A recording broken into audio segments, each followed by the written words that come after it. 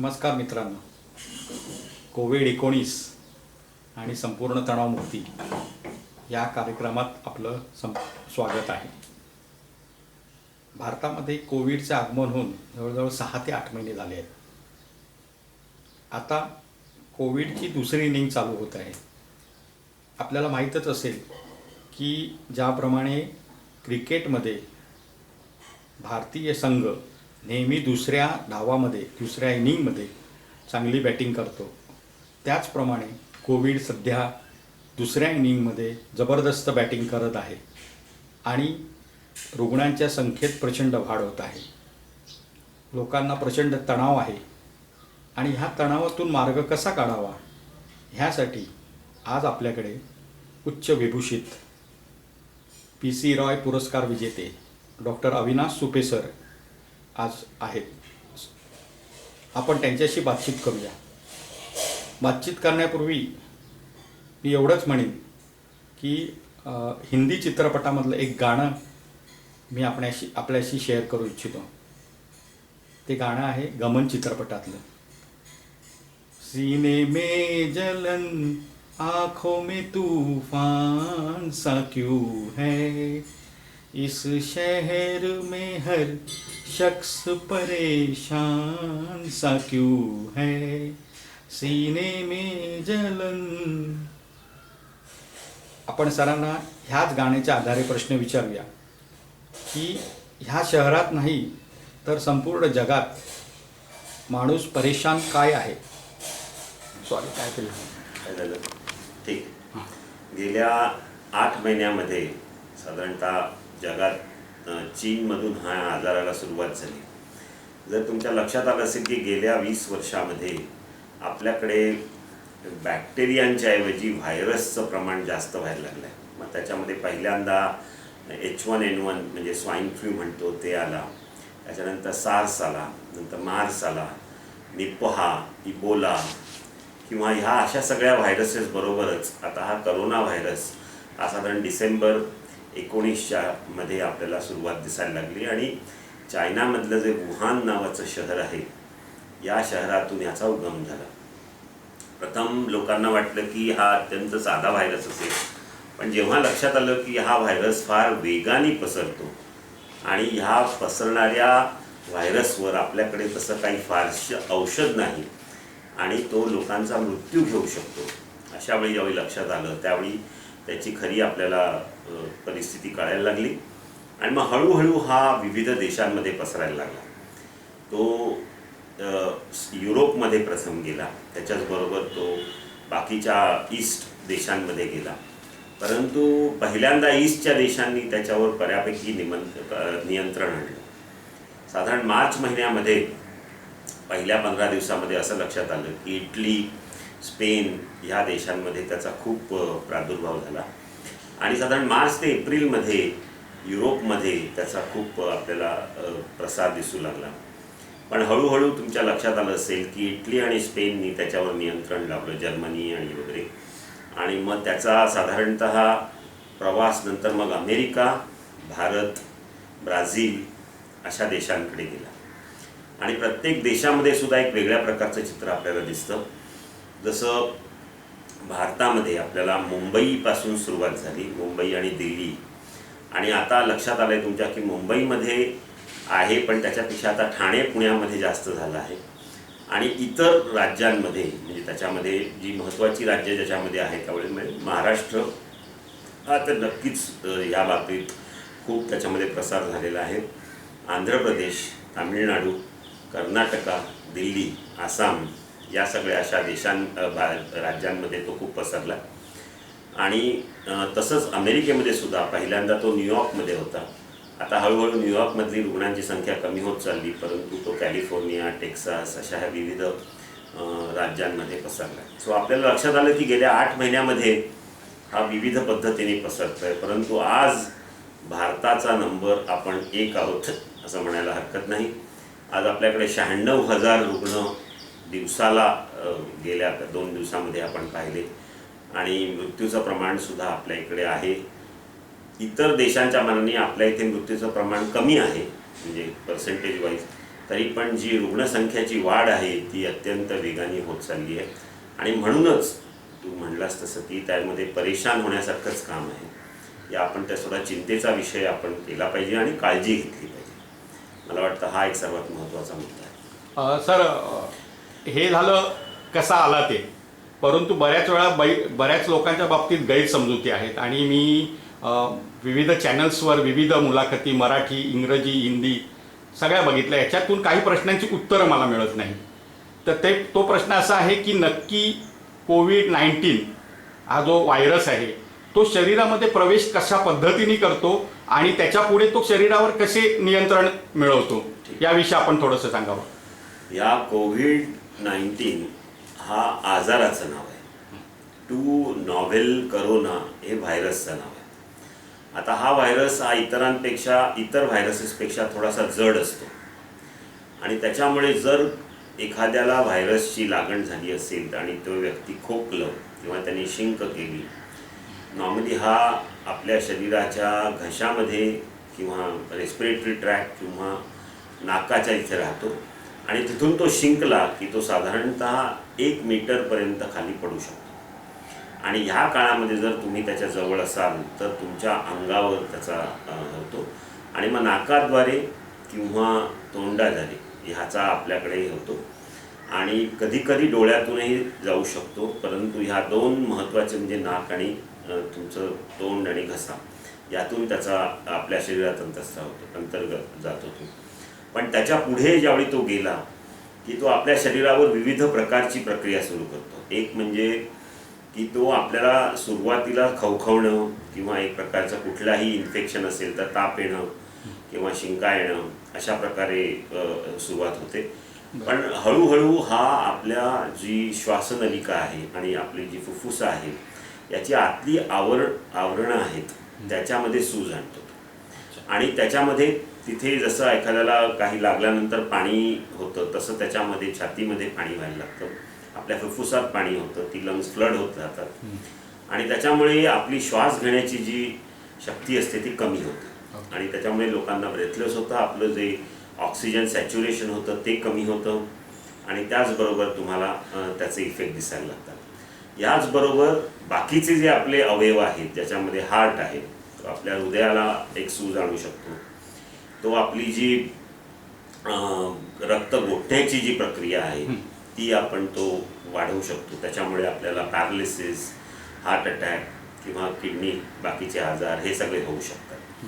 आणि त्याचबरोबर पुढे काही वेळा गेल्यानंतर ते बाकीचे कधीकधी एखाद्याला विसरणं, न्यूरोलॉजिकल सिम्पटम्स येणं, अशाही प्रकारचे सिम्पटम्स ह्या कोविडमुळे येऊ शकतात. त्यामुळे हा कोविड एकदा शरीरात शिरला की हा विविध प्रकारे ॲक्ट करतो आणि त्याच्यामुळे ह्याचं जे आता पॅथोजेनेसिस आहे म्हणजे आता कसा तो आपल्या शरीरावर करतो ह्याच्यावर आता हळूहळू अभ्यास चालू आहे. इटलीमधून सुद्धा अभ्यास आले होते. पण त्यात मेन 2 गोष्टी आहेत की तो आपल्या शरीरातल्या काही ज्या संस्था आहेत त्या स्टिम्युलेट करतो. लोकांना बऱ्याच वेळा डायबिटीस पण होतो, म्हणजे ज्यांना नसतो डायबिटीस त्यांना डायबिटीस होतो आणि त्यामुळे हा आपल्या शरीरामध्ये जाऊन तशी जी दुर्दशा करतो त्याच्यामुळे हा सगळा लोकांना त्रास होतो. अच्छा, फार सुंदर. मी आपल्याला काही शब्द या काळामध्ये नवीन पहिल्यांदा ऐकायला मिळाले. उदाहरणार्थ containment zone, quarantine, PPE kit, N95 mask, surgical mask, face shield, red zone, green zone, orange zone, lockdown, जनता कर्फ्यू. आता हे शब्द जे आहेत हे सरकारने ज्या उपाययोजना केल्या ह्याच्या संदर्भात आहे. तर ह्या उपाययोजना करताना ह्या काही गोष्टी एक थोडक्यात आपण सांगू शकाल का की नक्की कशा प्रकारे उपाययोजना झाल्या? सुरुवातीला ज्यावेळी हा आजार आला त्यावेळी बऱ्याच वेळा या आजाराबद्दल लोकांना काहीच माहीत नव्हतं. शास्त्रज्ञांना पण माहीत नव्हतं आणि लोकांना माहीत नव्हतं, समाजाला माहीत नव्हतं. परंतु गेल्या काही वर्षातील अनुभवांवरून आणि 1920मध्ये झालेल्या पॅन्डेमिकच्या अनुभवावरून म्हणजे ज्याला जागतिक महामारी आपण असं म्हणतो त्यावरून असं लक्षात आलं की याच्यामध्ये 3 महत्त्वाच्या गोष्टी प्रत्येकाने करायला पाहिजे. एक म्हणजे एकामेकाशी असलेला संसर्ग आपण टाळायला पाहिजे. आता हा संसर्ग टाळण्यासाठी आपण काय करतो की आपण सामाजिक विलगीकरण असं म्हणतो. याचा अर्थ सोशल डिस्टन्स. म्हणजे साधारण मी म्हटलं हा व्हायरस जड असल्यामुळे 1 मीटरपर्यंत पडतो. म्हणून जर तुम्ही तुमच्या दोघांमध्ये जर 2 मीटरचं अंतर ठेवलं तर युजली हा व्हायरस आपल्याला जात नाही. दुसरं महत्त्वाचं म्हणजे ज्यावेळी आपण बोलतो, जोरजोराने बोलतो, त्यावेळी सुद्धा व्हायरस हा बाहेर पडू शकतो. म्हणूनच आपण अंतर थोडंसं ठेवलं पाहिजे. त्याच्यावरून हा सोशल डिस्टन्सिंग आणि विलगीकरण शब्द आहे. दुसरा शब्द आला की अशा ज्या व्यक्ती आहेत त्यांनी तर नक्कीच मास्क किंवा मुखपट्ट्या वापरल्या पाहिजेत. हाही जो पूर्वी होता तो शब्द मुखपट्टी किंवा मास्क हा आपण साधारणतः सार्स असताना वापरल्या होत्या, पण आपल्या देशात तेवढे वापरले नव्हते. आता ह्या ज्या मुखपट्ट्या असतात ह्या अनेक प्रकारच्या असतात. साध्या कापडाच्या असतात, त्याच्यामध्ये नंतर त्या 2 लेअर मास्क असतात जे मी आता सर्जिकल मास्क म्हणतो, किंवा ट्रिपल लेअर मास्क असतात, किंवा N95 मास्क असतात. त्याप्रमाणे N99 मास्क असतात, N100 मास्क असतात, E100 मास्क असतात. म्हणजे N95च्याही पलीकडे जाणारे असतात. N95 म्हणजे काय की 2 स्टँडर्ड डिव्हिएशन, 95% ते व्हायरसेस अडकवतात. आणि अल्टिमेटली हा जो खेळ आहे करोनाचा, हा व्हायरल लोडचा खेळ आहे. तुमच्या जर लक्षात आलं की काही लोकांना काहीच लक्षणं येत नाहीत आणि काही लोकांना खूप लक्षणं येतात, तर किती व्हायरल लोड आहे आणि तुमच्या शरीराची त्याला काय असलेली रिॲक्शन काय आहे ह्याच्यावर सगळा हा खेळ आहे. आणि त्याच्यामुळे आपण या मुखपट्ट्या, सामाजिक विलगीकरण आणि सॅनिटायझेशन म्हणजे अल्कोहोल बेस्ड याने हात धुत आणि ह्या 3 गोष्टींमुळे आपण व्हायरसेस आपल्या अंगावर जरी पडले कुठून तरी आपण ते आपल्या शरीरात न जाऊ देता आणि ते स्वच्छ करता आले. हा एक महत्त्वाचा. दुसरा एक महत्त्वाचा शब्द इथं वापरला गेला तो म्हणजे क्वारंटाईन. क्वारंटाईन म्हणजे की असं लक्षात आलं की हा जर संसर्ग आपल्याला पसरवायचा नसेल तर आपण ज्याला कधी काही संशय आहे किंवा ज्याला खरोखर याचा संसर्ग झाला आहे त्याला वेगळं ठेवायचं. म्हणजे काय होईल की त्या करोनाशी जो काही आजार आहे तो संपेपर्यंत त्याचा इतर लोकांशी जर संसर्ग आला नाही तर तो इतरांना होण्याची शक्यता कमी. आणि ह्यालाच आपण अलगीकरण म्हणायला, म्हणजे त्या माणसाला अलग ठेवायचं. आणि तो अलगीकरण हा शब्द आला. त्यामुळे विलगीकरण म्हणजे 2 जणांमधलं असं अंतर आणि अलगीकरण म्हणजे क्वारंटाईन. अशा प्रकारे हे 2 शब्द आपण नवीन निर्माण केले. आणि त्याचबरोबर तुम्ही म्हणलात तसं PPE किट म्हणजे पर्सनल प्रोटेक्टिव्ह इक्विपमेंट. म्हणजे एखाद्या व्यक्तीला जर खरोखर करोना रुग्णांची जर ट्रीटमेंट करायची असेल आणि ते डॉक्टर्स असतील, नर्सेस असतील, हेल्थ वर्कर्स असतील, त्यांनी जास्त काळजी घेतली पाहिजे. म्हणजे ज्यावेळी करोना रुग्णालयामध्ये ते काम करतात त्यावेळी त्यांनी ते PPE वापरलं पाहिजे आणि त्याच्यामुळे त्यांना जास्त सेफ असतं ते. अर्थात PPE वापरणं हे काही सोपं नसतं, त्यासाठी एक पद्धत असते. डॉनिंग आणि डॉफिंग म्हणजे कसं घालायचं आणि कसं काढायचं त्यासाठी वेगळ्या रूम्स लागतात, त्याची एक पद्धत आहे. आणि ते करत असताना सगळीकडे हात लावू नये आणि ते घाम येतो त्याला, कारण तुम्ही खूप त्याच्यावर कव्हर घातलेलं असतात. अशा प्रकारे तुम्हाला मनाची तयारी बरीच करावी लागते. अच्छा, हे झालं विलगीकरण अलगीकरणचं. प्रश्न असा येतो की जर आपल्या शरीरात व्हायरस गेला तर बऱ्याचशा प्रकारच्या टेस्ट आहेत. स्वॅब टेस्ट आहे म्हणा किंवा अँटीजन टेस्ट आहे, अँटीबॉडी टेस्ट आहे. बऱ्याच वेळा लोकांना प्रश्न पडतो किंवा प्रायव्हेट लॅबवाले सुद्धा किंवा प्रायव्हेटकडे कोणी गेल्यानंतर त्यांना कुठली टेस्ट करायची हे कळत नाही आणि त्याच्यात गोंधळ उडतो. तर आपण सांगू शकाल की नक्की कुठल्या वेळी कुठली टेस्ट करावी लागेल? व्हायरस ज्यावेळी जातो त्यावेळी व्हायरसचं आपल्याला जर निदान करायचं असेल तर त्यासाठी 2 टेस्ट असतात. एक म्हणजे RT-PCR, reverse transcriptase polymerase chain reaction. म्हणजे ह्याच्यामध्ये व्हायरसचा DNA आपण त्या टेस्टमध्ये शोधतो आणि त्याची किती सायकलमध्ये तो डिटेक्ट होतो याच्यावर व्हायरल लोड साधारणतः अवलंबून असतो. CT व्हॅल्यू ज्याला म्हणतो आपण त्याप्रमाणे. परंतु RT-PCR हा 70 ते 72% रुग्णांमध्ये पॉझिटिव्ह येते आणि 30% रुग्णांमध्ये ते आपण पॉझिटिव्ह येऊ शकत नाही, म्हणजे कधी येत नाही.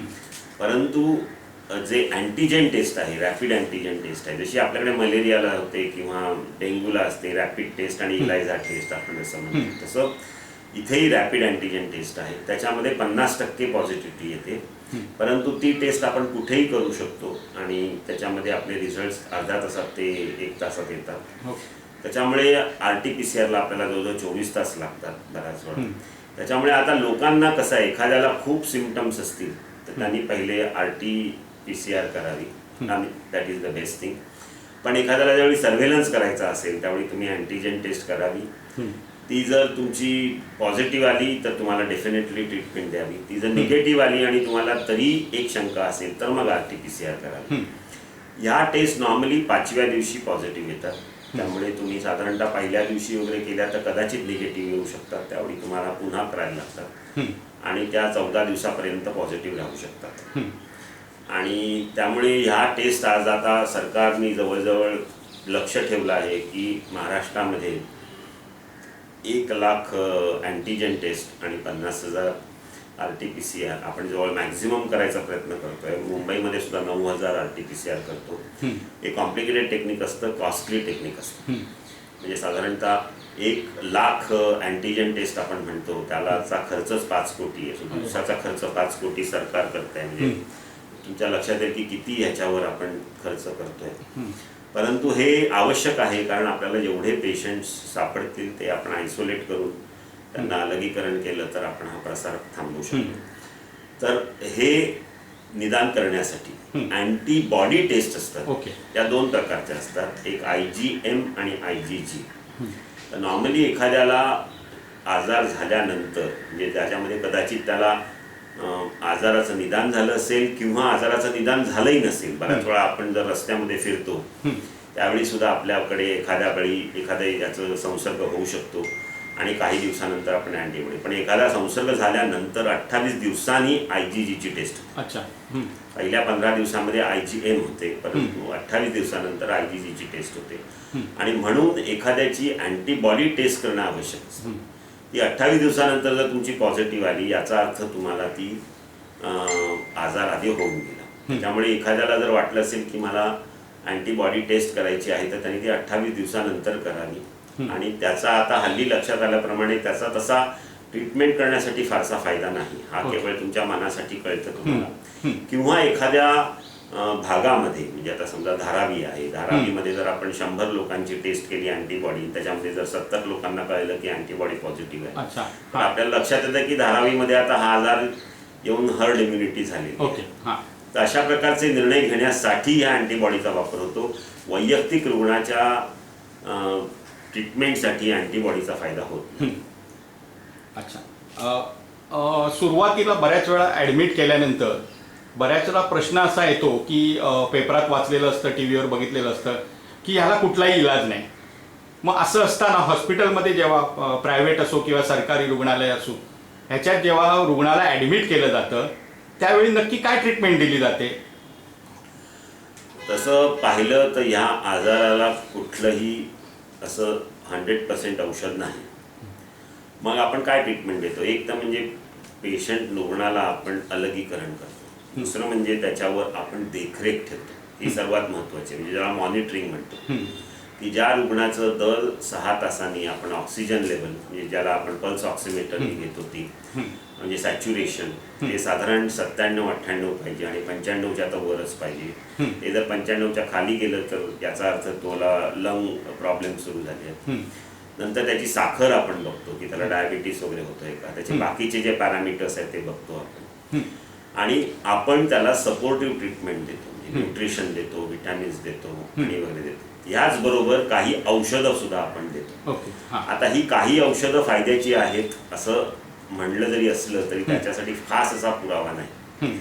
आता साधारण एखादा आपण अँटीबायोटिक देतो, अझिथ्रोमायसिन किंवा डॉक्सिसायक्लिन, त्याच्याचबरोबर आयव्हरमेक्टिन म्हणून नावाचं एक औषध आहे. या 2 औषधांचा फायदा होतो असं अनेक लोकांनी सांगितलं आहे. त्याच्यावर थोडेसे काही संशोधनही झालेलं आहे. त्याच्यामुळे ही औषधं दिली जातात. नंतर रेमडेसिवीर हे जे औषध आहे हे अँटीव्हायरल औषध आहे. हे ॲक्च्युली दुसऱ्या गोष्टीसाठी वापरलं जात होतं पण हा करोना आल्यानंतर त्याच्यासाठी हे वापरलं गेलं. त्याचा जो गुण आहे हा तसा मृत्यूदर कमी करण्यासाठी नाही परंतु तो त्या आजाराचा थोडा कंट्रोल करून काही दिवस पेशंट्स लवकर घरी जातात एवढाच त्याचा फायदा आहे. आणि टोसिलिझुमॅब हे औषध जे होतं की जे सायटोकाईन स्टॉर्म ज्याला म्हणतात म्हणजे जी आपल्या शरीराची रिॲक्शन आहे ती वाढवतं, ते वाढते ती कमी करण्यासाठी टोसिलिझुमॅब वापरत असत. परंतु आता गेल्या 2 महिन्यामध्ये असं लक्षात आलं आहे की त्याचा फारसा फायदा होत नाही, तोटाच होतो आणि त्याच्यामुळे त्याचाही वापर आता कमी झालेला आहे. आणि बाकीची जी औषधं आहेत त्याचा फारसा फायदा होत नाही असं लक्षात आलं. जे काही काही औषधं म्हणतात, क्लेम करतात फ्लॅमिनापीर किंवा टॅमिफ्लू, परंतु त्याचा खरोखरच गुण आहे का हे अजून काही सिद्ध झालेलं नाही. अच्छा. त्याच्यामुळे अँटीव्हायरल औषधं देता येत नाही, पण काही औषधांचा नक्की फायदा होतो, लाईक डेक्झामेथॅझोन. अच्छा. म्हणजे ही स्टिरॉइड्स औषध आहेत, त्याचा जर योग्य वेळी योग्य डोस दिला तर रुग्णाला श्वास घेण्यासाठी फायदा होऊ शकतो, त्याचा जो ब्रेथलेसनेस असतो तो कमी होतो. म्हणजे अशा प्रकारे पेशंटला आपण काय करतो तर त्याला एकतर अलगीकरण करतो, देखरेख ठेवतो त्याच्यावर, त्याचे काही तपास करून मॉनिटर करतो आपण, त्याला ऑक्सिजन देतो आपण, ते सर्वात महत्त्वाचं. ऑक्सिजनेशन बरोबर त्याला ही डेक्झामेथॅझोन सारखी औषधं देतो आणि मग आवश्यकता असेल तर रेमडेसिवीर वगैरे आपण त्याला देतो. आणि मग अगदीच पेशंट जर क्रिटिकल झाला, त्याला बाकीची काही इन्फेक्शन झाली, तर मग त्याला ICU मध्ये जी योग्य ती ट्रीटमेंट दिली जाते, वाझोप्रेसिन वगैरे वगैरे ते सगळे मग त्याला दिली जातात. सेप्टिक शॉक, मेजर अँटीबायोटिक्स वगैरे सगळे दिली जाते. सो हा कसा आहे, प्रत्येक पेशंटला बघून त्याप्रमाणे ट्रीटमेंट दिली जाते. तशी या करोनाच्या विरुद्ध हे एक असं प्रभावी औषध असं कुठलंही नाही. अच्छा. त्याच्यामुळे आपण जे देतोय ते सगळं सपोर्टिव्ह आणि त्याला शरीराला मदत करण्यासाठीच औषध. बऱ्याच वेळा लोकांना ज्या एक भीती असते की बाबा मी हॉस्पिटलला ॲडमिट झालो तर बऱ्याच अशा काही केसेस घडल्या आहेत की फॅमिलीमधल्या एखाद्याला पॉझिटिव्ह रिझल्ट्स मिळाले आणि मग त्याला हॉस्पिटलला ॲडमिट केलं जातं आणि बाकीच्यांना विलगीकरण केलं जातं. आणि अशा वेळी पेशंटच्या नातेवाईकांना भीती असते की बाबा माझ्या पेशंटकडे लक्ष कोण देणार, किंवा त्याला खायला मिळेल का बरोबर, त्याला दिवसातून 10 वेळा खायची सवय आहे, डायबेटीस आहे, त्याच्याकडे लक्ष दिलं जाईल का, नक्की लक्ष देतील का कोणी, म्हणजे हे सरकारी रुग्णालय असो किंवा प्रायव्हेट. तर मला एवढंच फक्त म्हणायचं की नक्की दिनक्रम कसा असतो यांचा, एक थोडक्यात की बाबा रुग्णालयात रुग्ण ॲडमिट झाल्यानंतर त्याचा दिनक्रम कसा असतो. यामध्ये खरं आहे की हल्ली आपल्या इथे सामाजिक जे अनरेस्ट आलेलं आहे, कारण अलगीकरणामध्ये आपण नातेवाईकांना भेटू देत नाही, पेशंटला ॲडमिट केल्यानंतर तो एकटा राहिल्यासारखं त्याचं फिलिंग येणं हे अगदी खरं आहे. आणि त्याच्याचमुळे लोक बऱ्याच वेळा टेस्ट करत नाही आहेत, त्याच्याचमुळे हा वाढतो आहे. लोकांना हॉस्पिटलमध्ये जायला भीती वाटते. पण हॉस्पिटलमध्ये गेल्यावर त्यांना दर 6 तासांनी त्यांचं ऑक्सिजन आणि ब्लड शुगरचं जे युरिन शुगर आहे ती टेस्ट केली जाते. त्यांना योग्य ती औषधं सकाळ संध्याकाळ दिली जातात. डॉक्टर साधारणतः 2 वेळा त्यांना बघतात कसं आहे. मधल्या काळामध्ये पेशंटला साधारणतः आपण ज्याला एक्झर्शन टेस्ट म्हणजे त्याला म्हणतात की 6 मिनिट्स वॉक टेस्ट, म्हणजे त्याला साधारणतः ऑक्सिजनेशन त्याचं बघायचं, 6 मिनिटं त्याला चालवायचं आणि 6 मिनिटं चालल्यानंतर पुन्हा ऑक्सिजनेशन बघायचं. ते जर कमी झालं असेल तर त्याचा मग एक्सरे, CT स्कॅन वगैरे अशा सगळ्या गोष्टी करायच्या. आणि ह्याच्याच बरोबर त्याला आवश्यकता असेल तर फिजिओथेरपी, सपोर्टिव्ह थेरपी, त्याचा 3 वेळा त्याला चहा, जेवण, नाश्ता, नंतर त्याला दुपारचा चहा, रात्रीचं जेवण, हे सगळ्या गोष्टी त्याला पुरवायच्या. अशा प्रकारची ट्रीटमेंट आपल्या हॉस्पिटलमध्ये आहे. परंतु याचा सर्वात जोर म्हणजे सपोर्टिव्ह थेरपी, ऑक्सिजनेशन आणि पुन्हा देखरेख त्याच्यामध्ये. अच्छा.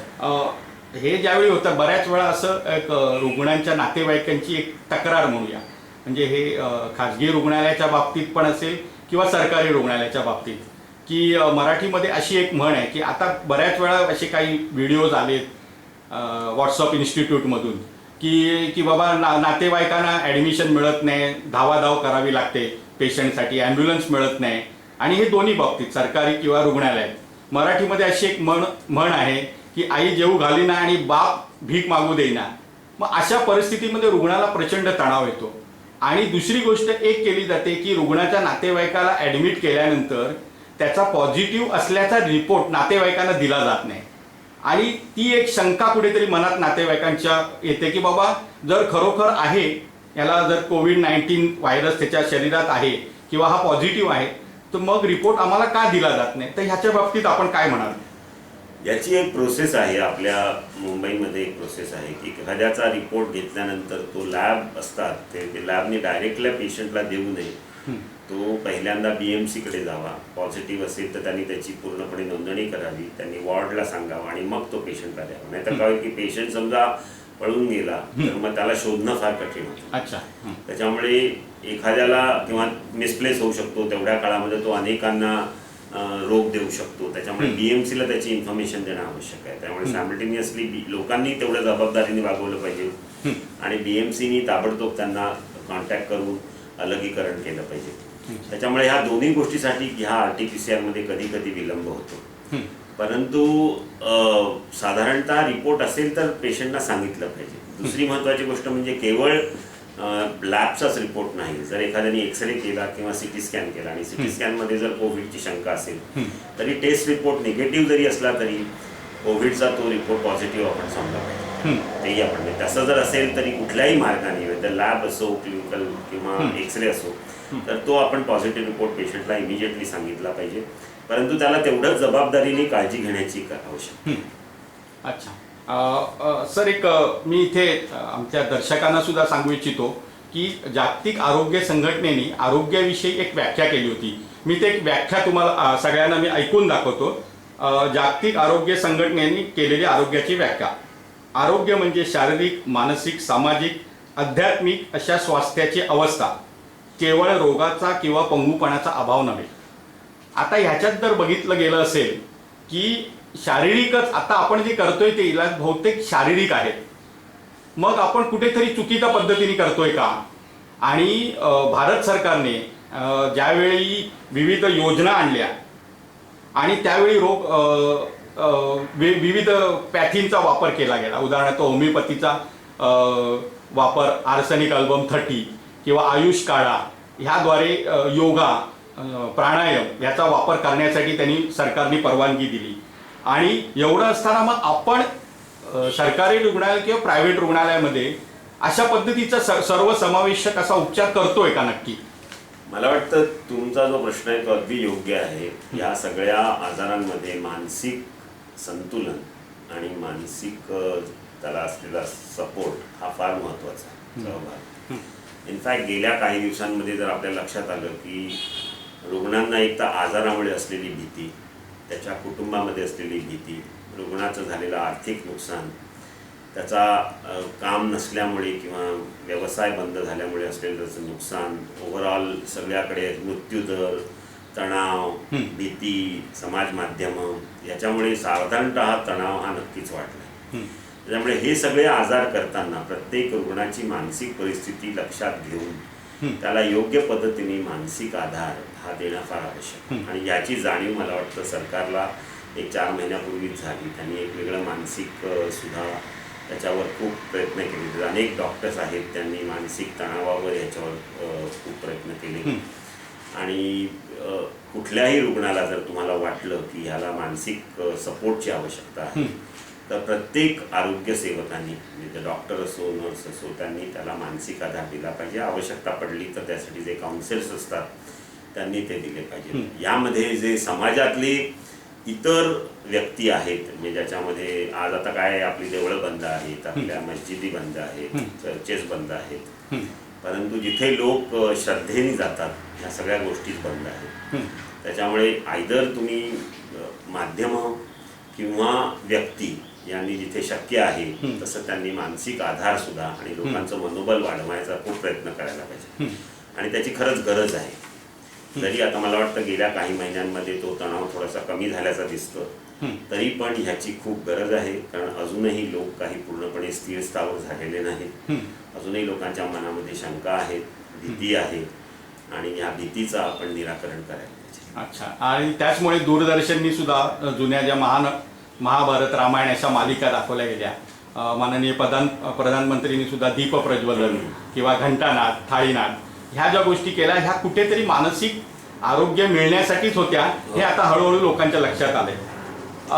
एक थोडीशी गोष्ट ह्या काळामध्ये अशी जाणवली की सरकारने कायदे जरी केले असले तरी आपल्या भारतामध्ये किंवा आपली एक परंपरा आहे याच्यात की फॅमिली डॉक्टर ही जी परंपरा आहे त्याचा उल्लेख ह्या किंवा त्याचं अस्तित्व ह्या काळामध्ये आपल्याला जाणवलं नाही.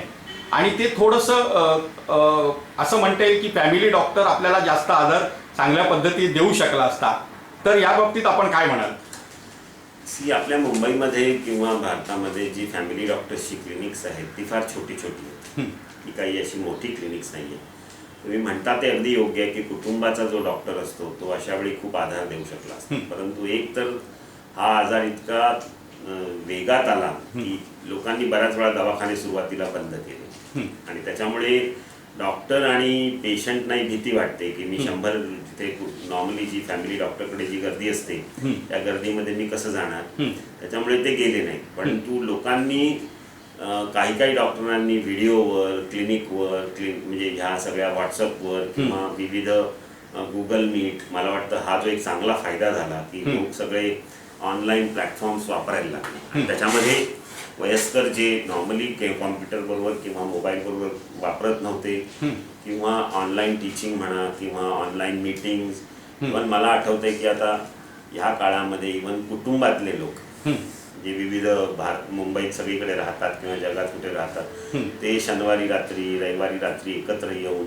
झूम किंवा गुगल मीट करायला लागले. मला वाटतं की हा जो एक फायदा झाला त्याचाच फायदा आपण कुटुंब डॉक्टरांनी सुद्धा अनेक पेशंटना बरोबर दिला आणि त्यांनी तसा त्यांना दिला, पण तो जास्त प्रमाणात व्हायला पाहिजे होता असं माझं मत आहे.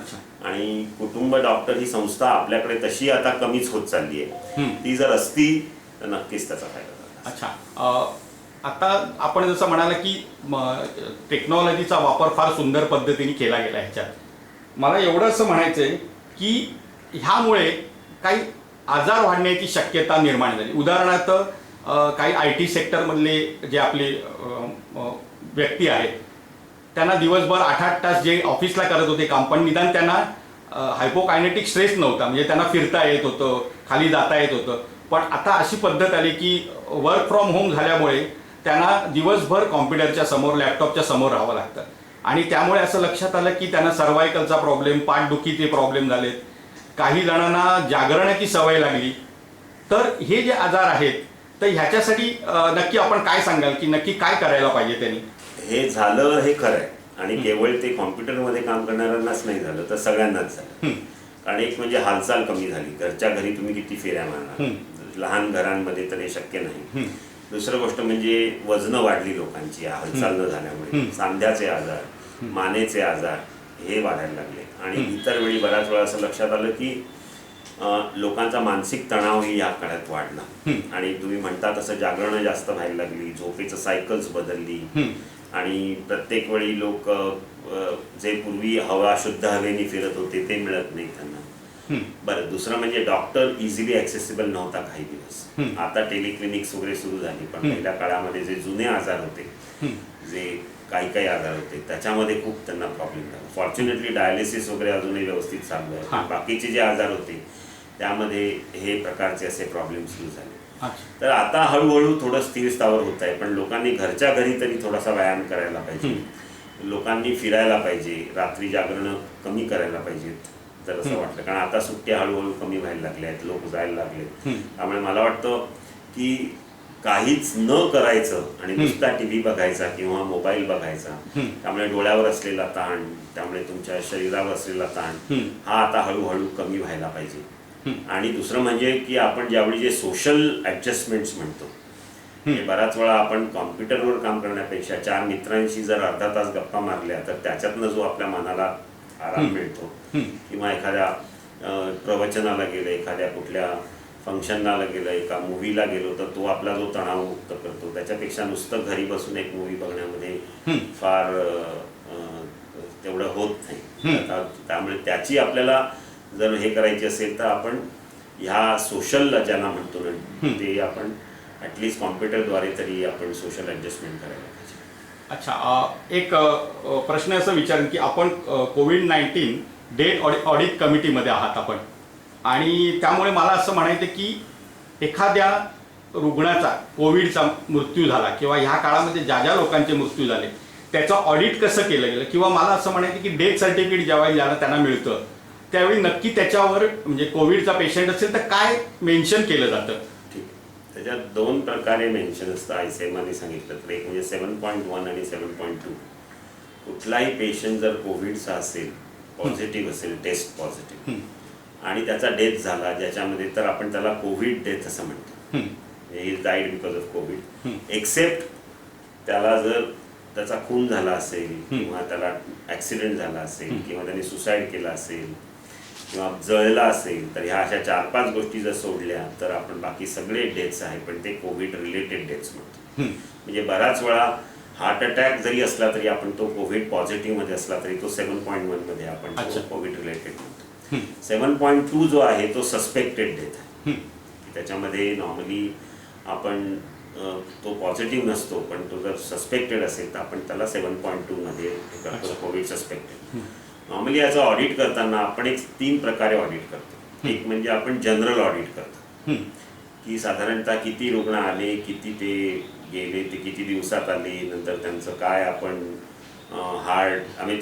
त्यांचं किती कोमॉर्बिडिटी होती वगैरे अशा प्रकारे आपण त्याला डिस्क्रिप्टिव्ह ऑडिट म्हणतो. दुसरं ऑडिट आहे की ज्याच्यामध्ये आपण त्यांचे सगळे पॅरामीटर्स घेतो आणि त्यांचं डिटेलमध्ये ऑडिट जातो इंडिव्हिज्युअल पेशंटचं. त्याचं का हे डेथ झाला, त्याचे काय आजार, म्हणजे त्या पेशंटला आपण काय ट्रीटमेंट दिली गेली. आता नंबर ऑफ डेथ्स एवढे आहेत की ह्या प्रत्येकाचं इंडिव्हिज्युअल ऑडिट करणं थोडंसं कठीण आहे, त्याला वेळ लागतो. आणि तिसरं ऑडिट जे असतं त्याला आपण रिग्रेशन अनालिसिस म्हणतो. म्हणजे जे आपण फॅक्टर्स आहेत की कशामुळे फायदा झाला आणि कशामुळे फायदा झाला नाही, तर ह्याचं आपण अनालिसिस करत राहतो. जर आपण हे लक्षात आलं तर तुमच्या की अनेक प्रकारे याचं ऑडिट करता येतं. जगामध्ये सुद्धा अनेक प्रकारे ऑडिट केलं गेलेलं आहे. परंतु याचं सर्वात महत्त्वाचं म्हणजे की ह्याच्यातून अजूनही या महामारीसाठी काय फायदा येतो हे बघायला पाहिजे. कारण लक्षात येतं बऱ्याच वेळा त्रुटी असतातच याच्यामध्ये. कारण ही माहिती सुद्धा अनेकांना नव्हती, तेथे सुविधा नव्हत्या. अशा वेळी मृत्यूदर थोडासा जास्त होता आपला पहिल्या काळामध्ये. पण हळूहळू आता आपण मृत्यूदरावर नियंत्रण आणलंय. लोकांचं समजूतदार ह्या आजाराचा जे समज आहे ती वाढलेली आहे आणि त्याच्यामुळे मला वाटतं या मृत्यूदरावर आपण थोडं नियंत्रण आणलेलं आहे. अच्छा, आता जो मी प्रश्न विचार आहे तो एक खास म्हणजे आपल्यातला गणितज्ञ आणि डॉक्टर ह्या दोघांना मिळून प्रश्न आहे. आणि हा प्रश्न कदाचित बालिश वाटेल पण खूप लोकांच्या मनात तो प्रश्न येतो की बऱ्याचदा आज आपण बघितलं जाहिरातीचं युग आहे आणि दूरदर्शन आणि म्हणजे टी व्हीवरच्या त्या जाहिरातीचा जो भडीमार चाललेला आहे त्याच्यामुळे नक्की कळत नाही की नक्की काय बाबा आहे. उदाहरणार्थ दिलं झालं तर की बऱ्याचशा जाहिरातीमध्ये उदाहरणार्थ सॅनिटायझरची जाहिरात किंवा साबणाची जाहिरात ह्याच्यामध्ये लिहिलं जातं मेडिकल असोसिएशन प्रमाणित आणि लिहिलं जातं 99.9% सेफ. आता मला आपल्याला एवढंच विचारायचं की 99.9% जर सेफ आहे तर फक्त 0.1% आपल्याला आजार व्हायरस करू शकतो का? हो, नक्की करू शकतो. तुम्ही कसं वापरता त्याच्यावर अवलंबून आहे. बऱ्याच वेळा हा 99.9% असतो ना, तो कसं वापरता तुम्ही. अच्छा, आता तुम्ही समजा एकच थेंब सॅनिटायझर घेतलं तर तुमचा हात कधीच नुसता ओला झाला तरी तो ऍक्टिव्ह होऊ शकतो. अच्छा, आणि सॅनिटायझेशनचं महत्वाचं आहे कसं की तुमचा व्हायरल लोड कमी करतो. अच्छा, म्हणजे साधारणतः आणि व्हायरल लोड जर कमी झाला तर तीव्रताच कमी होते सगळ्या आजाराची आणि तुमची शरीर जास्त हे करू शकतं. त्याच्यामुळे सॅनिटायझेशन 99.9% आपण ज्यावेळी म्हणतो त्यावेळी कुठलंही शास्त्र असतं ते कम्प्लीट कधीच नसतं. अच्छा, 100% आपण या बायोलॉजिकल शास्त्रांमध्ये 100% म्हणू शकत नाही. परंतु जे अल्कोहोल बेस्ड आहेत सॅनिटायझर्स त्याच्यामध्ये आपण 99.9% ते म्हणतात ते योग्य आहे.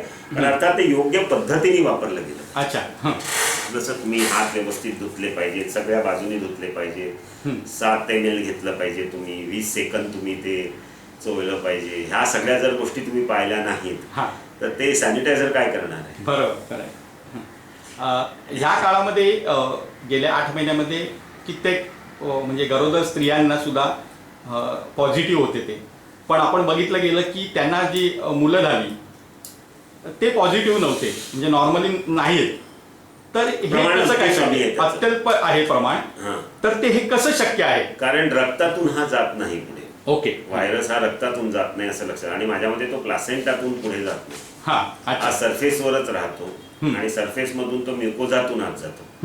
म्हणजे हा अंतर जे आपले पडदे असतात त्याच्यातून आत जातो. ओके. परंतु जी आपली प्लासेंटा आहे म्हणजे ज्याला आपण म्हणतो नाळ आणि नाळीच्या बाजूला जी त्याच्यातून हा मुलांमध्ये जात नाही असं दिसून आलं. म्हणजे नवीन नवजात बालकांमध्ये ह्याचं प्रमाण अत्यंत कमी आहे. बरं. आणि त्याच्यामुळे इव्हन सायन नायर रुग्णालयांमध्ये ज्यांनी ऑलमोस्ट अबाउट 1000 जरी डिलिव्हरी केल्या असतील गेल्या कोविडच्या, त्यांच्यामध्ये सुद्धा 5 ते 10 रुग्णांनाच हा पॉझिटिव्ह दिसलाय नवजातमध्ये. अच्छा. म्हणजे हे फार कमी प्रमाण आहे. याचा अर्थ आपल्या आणि मृत्यूदर पण ह्यांच्यामध्ये अत्यंत कमी आहे. हे सगळे बरे होतात मुलं. आणि इव्हन गरोदर स्त्रिया ज्या आहेत त्या सुद्धा खूप म्हणजे त्यांचा मृत्यूदर काही जास्त नाही आहे. मला वाटतं ही चांगली गोष्ट आहे आणि आपल्या रुग्णालयांनी हे अत्यंत चांगल्या पद्धतीने हाताळले.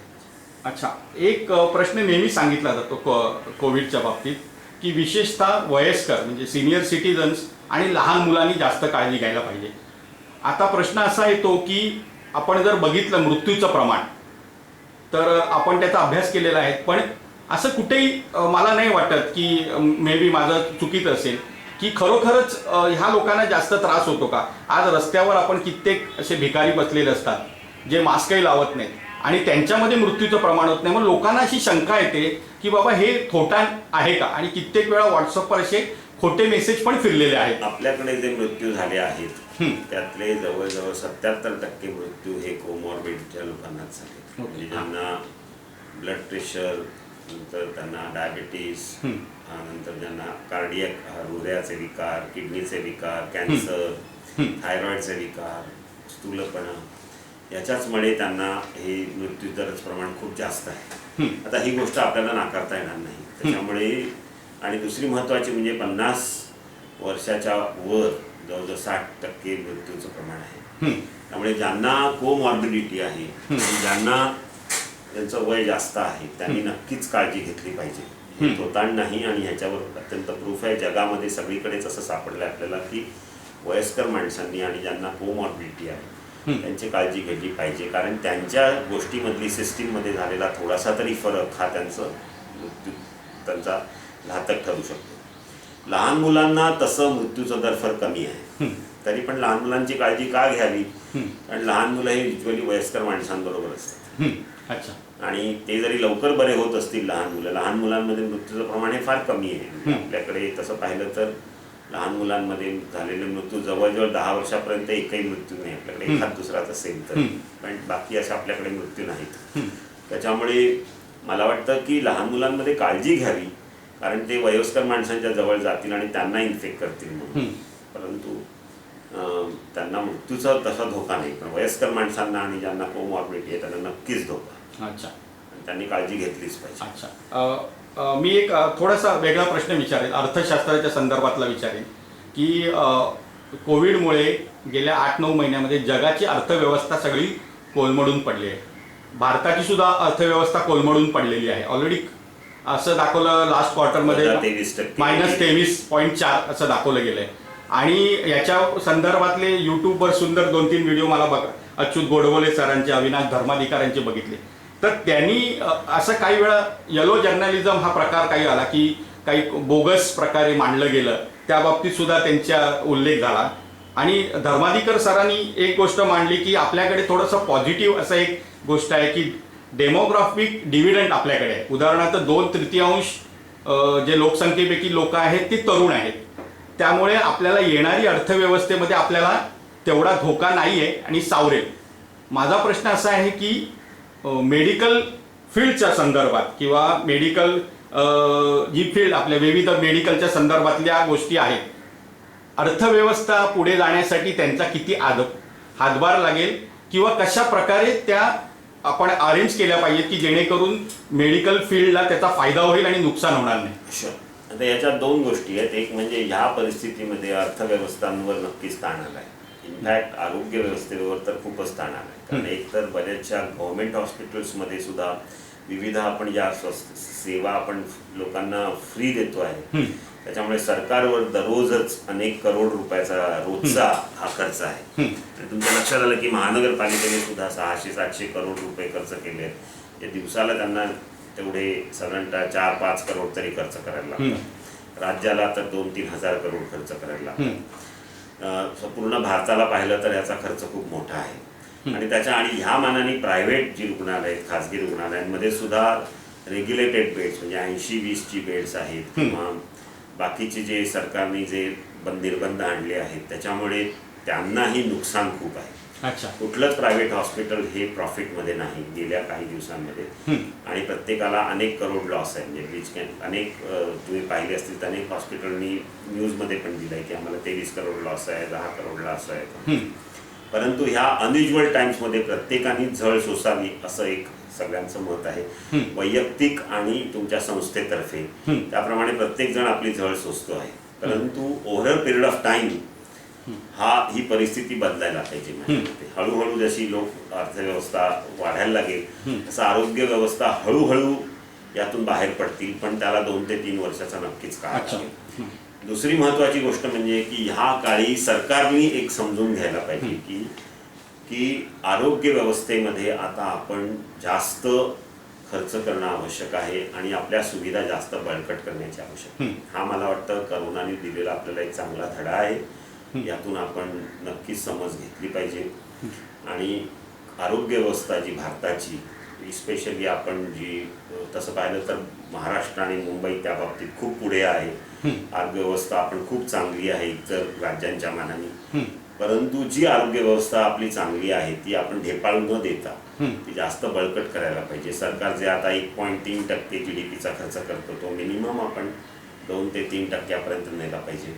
म्हणजे ज्या रिक्त पद आहेत ती भरली पाहिजेत, लोकांना जास्त सुविधा दिल्या पाहिजेत, काम करणाऱ्या लोकांना जास्त तुम्ही सुविधा दिल्या पाहिजेत. आणि ओव्हरऑल भारतातल्या प्रत्येक ठिकाणी आपण आरोग्य व्यवस्था बळकट करणं आवश्यक आहे. कारण ह्याची जाणीव मात्र करोनाने आपल्याला दिली. सरकारने हा जो संदेश आहे त्याच्यावर ॲक्ट करायला पाहिजे. पुढच्या 5 वर्षामध्ये आरोग्य व्यवस्थेवर सढळ पद्धतीने भरीव असं कार्य करण्याची आवश्यकता आहे. अच्छा.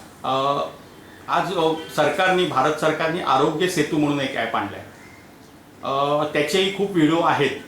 पण मला आपल्याशी थोडक्यात असं विचारायचं की नक्की आरोग्य सेतू ॲप जो आता परदेशी जाणाऱ्या प्रवाशांना सुद्धा कंपल्सरी तो डाउनलोड करावा लागतो, तर आरोग्य सेतू ॲपमुळे नक्की फायदा होतो का? आणि लोक जर म्हणतायत की काही नाही, ह्याची आपली पर्सनल माहिती सरकारला हवी म्हणून आहे, तर नक्की एक्झॅक्टली आपण काय म्हणाल? मला वाटतं असं म्हणतं कामा नाही. सरकारकडे तशी तुमची पर्सनल माहिती आहेच आधार कार्डमुळे. ही बेसिकली आरोग्य सेतू हे आपल्या आजूबाजूला किती लोक आहेत आणि आपण इतर लोकांना किती धोका आहे किंवा त्यांच्यापासून आपल्याला किती धोका आहे याचं एक प्रमाण करण्याचा तो प्रयत्न आहे.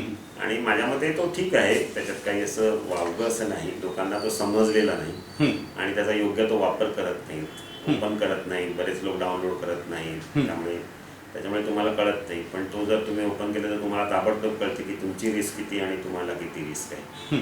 त्याच्यामुळे हा तो प्रयत्न आहे. थोडासा वेळेच्या पुढचा प्रयत्न आहे तो. त्यामुळे आपल्या सगळ्या देशातल्या सगळ्या बांधवांना तो कळेलच असं नाही. पण मला वाटतं त्याचा एक चांगला प्रयत्न आहे.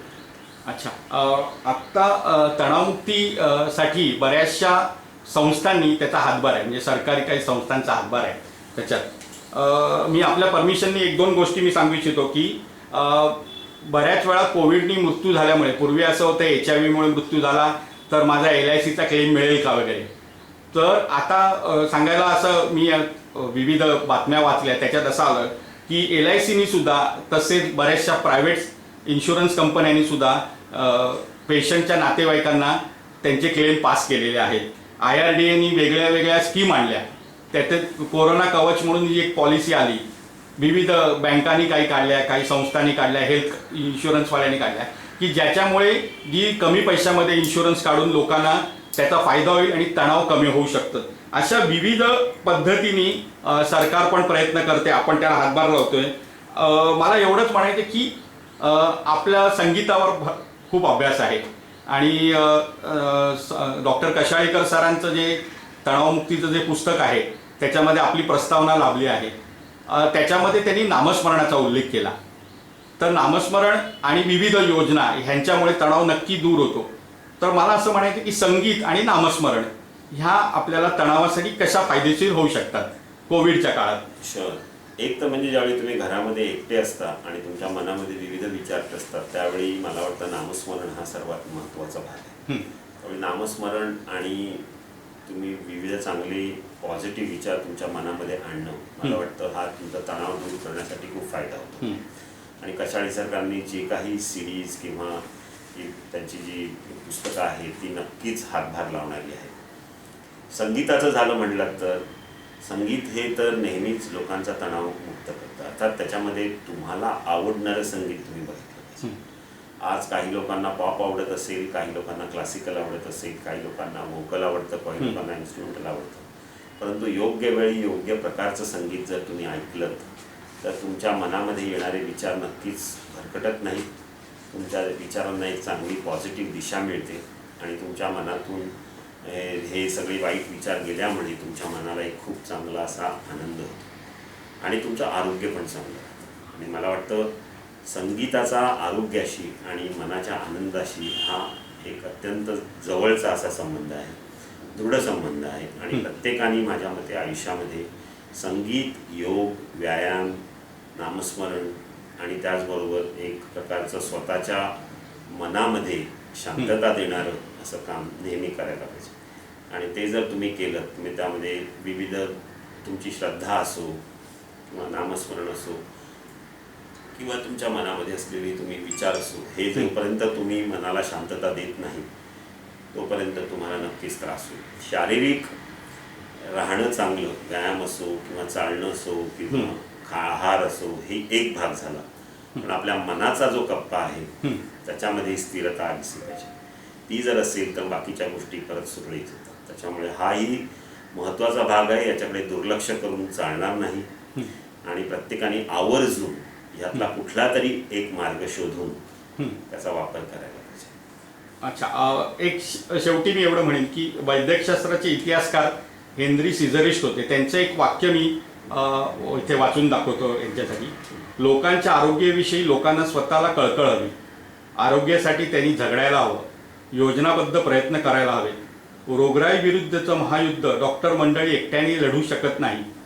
हे महायुद्ध म्हणजे खरं म्हणजे लोकयुद्ध आहे आणि सर्व लोकांनी सतत त्यात सहभाग घ्यायला हवा. आपलं काय मत आहे याच्याविषयी? अगदी योग्य आहे.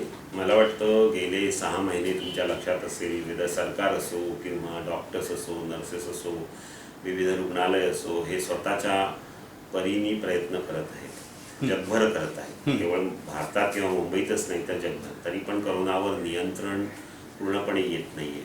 मला वाटतं लोकसहभाग आणि लोकप्रतिनिधींचा सहभाग, स्वतःची जनजागृती हे फार महत्त्वाचं आहे. लोकांनी स्वतः कळकळीने याचा म्हणजे आजही रस्त्यावरून चालताना अनेक लोक मास्क घालत नाहीत, अनेक लोक अजूनही सोशल डिस्टन्सिंग करत नाहीत, अजूनही लोक सॅनिटायझेशन करत नाहीत, अजूनही बेफिकिरीपणा खूप आहे. मला वाटतं ह्या सगळ्यांवर निर्बंध घालण्याची आवश्यकता आहे.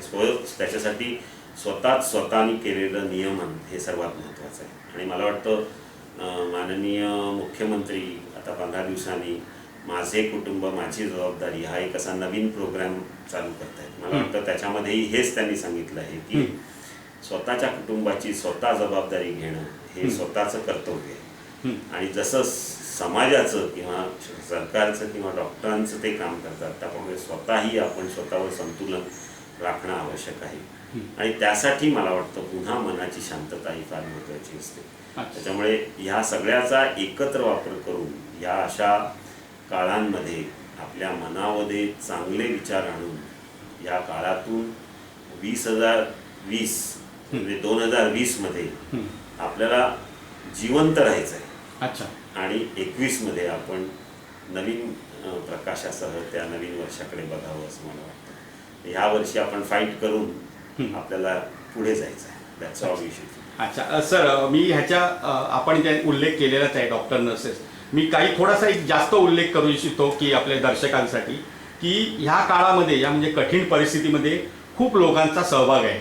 मी काही एक थोडक्यात मी लोकांना सांगू इच्छितो की सर्व महानगरपालिकेचे कर्मचारी, डॉक्टर, नर्सेस, लॅबमधील कर्मचारी, सफाईगार, पॅरामेडिकल स्टाफ म्हणजे त्याच्यात फिजिओथेरपी, ऑक्युपेशनल थेरपिस्ट, फार्मसिस्ट, तंत्रज्ञ, महाराष्ट्र पोलीस, आशा वर्कर्स, अंगणवाडी कर्मचारी, विविध स्वयंसेवी संस्था, राष्ट्रीय स्वयंसेवक संघाचे स्वयंसेवक, त्यांचे कुटुंब आणि मुख्य म्हणजे अन्नधान्याचा तुटवडा न आपल्याला जाणवल्यामुळे शेतकरीसुद्धा याच्यात अप्रत्यक्षरित्या सहभागी आहेत. आपले सीमेवर लढणारे सैनिक, BST, ST कर्मचारी, सरकारी व खाजगी रुग्णालय, तसेच टाटा ग्रुप ज्यांनी आपल्या महानगरपालिका किंवा सरकारी रुग्णालयातील कर्मचाऱ्यांच्या जेवणाची व्यवस्था इतके महिने केले, त्यांच्या डॉक्टरना राहण्याची त्यांनी व्यवस्था केली, त्याबद्दल त्यांचा आभार. रेल्वे कर्मचाऱ्यांचा विशेष आभार आपण असं मानू शकतो की रेल्वे जरी लोकांसाठी चालू नसली तरी ह्या काळामध्ये रेल्वेनी औषधं आणि अन्नधान्याचा पुरवठा भारतभर होत होता, त्यामुळे त्यांचे आभार. ऑल इंडिया आपलं एअर इंडियाचे कर्मचारी, इंडियन एअरलाइन्सचे कर्मचारी की ज्यांनी आपले भारतीय आहेत परदेशात त्यांना सुखरूपपणे भारतात आणण्याची व्यवस्था केली वंदे भारत मिशनच्या माध्यमातून त्यांनी. तर ह्या सर्वांचं आपल्याला आभार मानावे लागतील, त्यांचं अभिनंदन करावं लागेल. शेवटी आपण जसं म्हटलं की मला एक हिंदी गाणं आठवतं. मी सुरुवात जशी गाण्याने केली तशी एक शेवटचं गाणं, आवाज माझा चांगला नाही आहे पण मी म्हणेन की तलत महमूद आणि मोहम्मद रफी यांचं एक सुंदर गाणं आहे. चित्रपट आहे सुशीला आणि त्या पिक्चरमध्ये गाणं असं आहे, गम की अंधेरी रात में दिल को न बेकरार कर, सुबह जरूर आएगी, सुबह का इंतजार कर. हे जे आहे की आपलं नक्कीच सकाळ चांगली येणार आहे. आपण जसं म्हणाल तसं 2021 हे वर्ष आपल्यासाठी फार चांगलं स्वप्न घेऊन येणार आहे आणि आपण चांगल्या पद्धतीने राहू. मी पुन्हा एकदा आपला आभारी आहे की आपण आपला बहुमूल्य वेळ मला दिला, दर्शकांसाठी दिला आणि ह्या जो इंटरव्ह्यू आहे हा यूट्यूबवर जेव्हा अपलोड होईल त्यावेळी बऱ्याच लोकांच्या बऱ्याच शंकांचे, म्हणजे मी तर म्हणेन की 100% शंका दूर झाल्या असतील अशी मी आशा करतो. पुन्हा एकदा आपला आभारी आहे. धन्यवाद. जय हिंद, जय महाराष्ट्र.